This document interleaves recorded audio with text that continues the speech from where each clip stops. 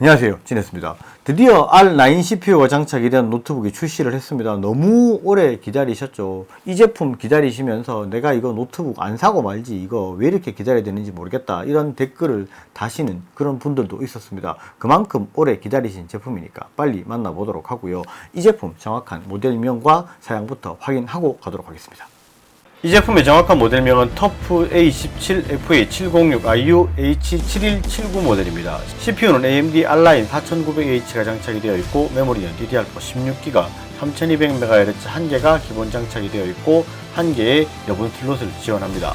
그래픽카드는 지포스 GTX 1660 Ti GDDR6 6GB 제품이 탑재가 되어 있고요. SSD는 NVMe 1TB가 기본 장착이 되어 있고, 1개의 여분 슬롯을 지원합니다. 모니터는 17.3인치 IPS의 NTSC 45% 밝기 280니트의 패널입니다. 배터리는 90W의 최대 용량 배터리가 장착이 되어 있고, 무게는 2.6kg입니다. 이 제품의 판매가는 리테일가 기준 159만 9천원입니다.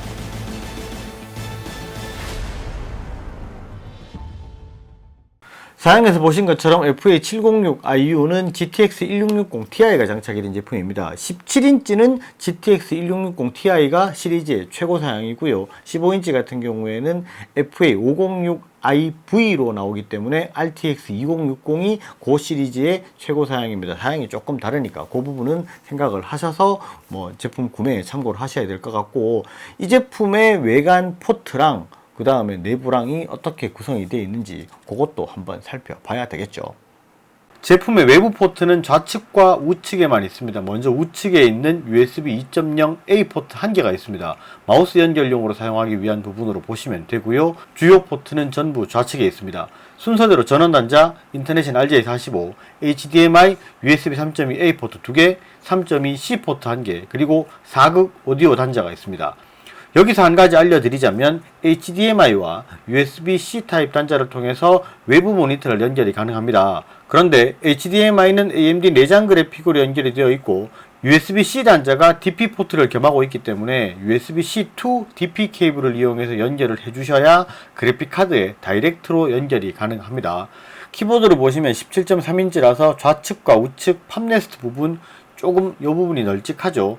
15.6인치와 비교를 해보면 키보드를 중심으로 봤을 때 딱 이런 느낌으로 차이가 있습니다. 사이즈를 고민 중이신 분들은 참고하시면 될 것 같고요. 이제 내부를 살펴봐야 되겠죠. 전체 풀샷을 보시면 이렇게 보시는 것처럼 되어 있습니다. 하나하나 뜯어서 살펴보도록 하죠. 먼저 히트파이프입니다. 전반적으로 구성이 잘 되어 있기는 합니다만, 그래픽카드 쪽을 보시면 후면은 구리로 되어 있는데 측면은 알루미늄으로 되어 있어요. 이게 둘 다 구리로 해줬으면 좋았겠는데 이 부분이 조금 아쉽기는 합니다. 그렇지만 전반적인 구조를 봤을 때 후면으로 히트파이프가 2줄이 지나가고 측면으로는 1줄이 지나가죠. 측면보다는 후면으로 열을 더 많이 내보내는 구조로 되어 있습니다. 아무래도 측면은 마우스를 사용하는 오른손이 있는 부분이라서 거의 모든 제조사에서 제품의 후면으로 열을 배출하는 이런 스타일로 되어 있습니다. 메모리는 기본으로 16기가 1개가 싱글로 장착이 되어 있고요. 1개의 여분 슬롯이 있어서 듀얼 채널로 메모리 장착이 가능합니다. SSD는 지금 입고되어 있는 모델은 인텔 제품이 장착이 되어 있고요. 제품의 생산 시기에 따라서 변경이 될 수도 있습니다. 이 부분은 참고하시고요. 그리고 방열을 위해서 알루미늄 커버가 이렇게 쌓여져 있습니다. 배터리는 90W 배터리가 장착이 되어 있습니다. 터프 제품은 각 인치별 최고 사양 그래픽카드가 장착이 되는 제품에만 90W 배터리가 장착이 되고 있습니다. 48W 배터리에 비해서 상당히 많은 공간을 차지하고 있습니다. 그에 따라서 하드디스크 장착은 불가능하고요. NVMe 추가 슬롯 1개가 여분으로 지원이 됩니다. 그리고 그래픽카드 쪽은 이렇게 메모리 쿨링에도 신경을 써줘야 되기 때문에 구리판으로 둘러싸여 있는 모습을 보실 수가 있습니다.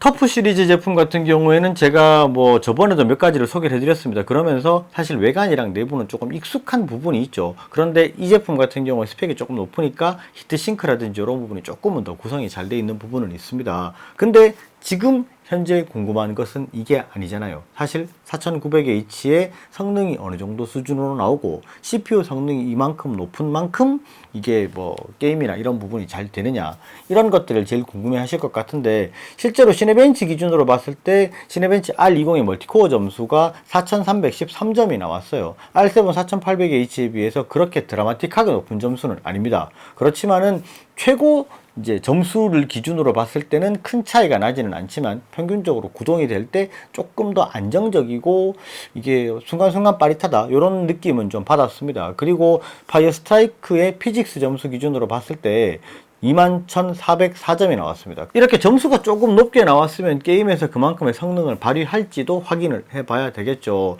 실제로 오버워치랑 이게 배틀그라운드를 플레이했을 때 옵션을 조금 높게 했을 때랑 낮게 했을 때 성능 차이가 조금 확연하게 나는 부분이 있었습니다. 그것도 한번 확인을 하고 오도록 하겠습니다. 오버워치는 두 가지 옵션으로 플레이를 진행을 했습니다. 먼저 모든 옵션을 최상으로 올린 풀 옵션입니다. 게임 환경과 플레이 상황에 따라서 약간의 차이는 있겠지만 전투가 복잡하지 않은 환경에서는 120에서 140프레임 정도로 원활하게 플레이가 가능했습니다.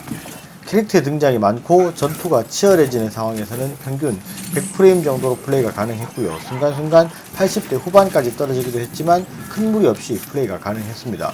옵션을 약간 낮춰서 중간 옵션으로 플레이를 했을 때 평균 30프레임 정도 더 올라가면서 게임 플레이가 아주 원활했습니다.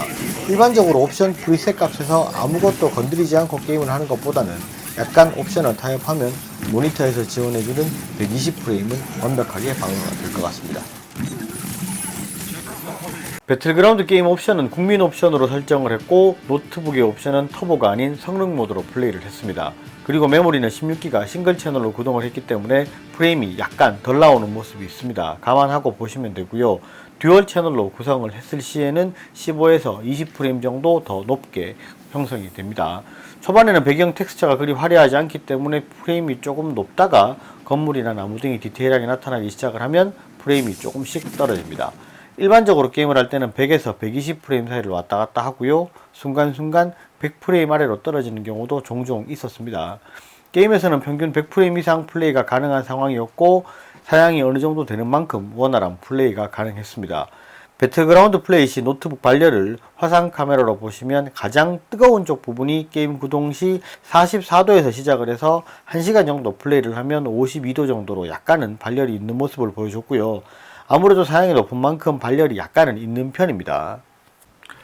보신 것처럼 게임을 구동했을 때 발열이 조금 있는 편이기는 합니다. CPU가 워낙 높기 때문에 CPU 쪽에서 올라오는 발열이 사실은 상당합니다.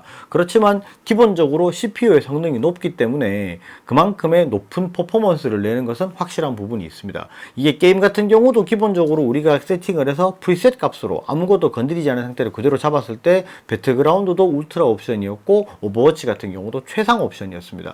이렇게 프리셋 값이 높이 잡힌다는 것은 요즘에는 게임에서 기본적으로 사양을 스캔을 해서 그 사양에 맞게 옵션을 잡잖아요. 그렇게 봤을 때 이렇게 사양이 높이 잡힌다는 것은 제품이 스펙이 상당히 좋다라는 것을 보실 수가 있어요.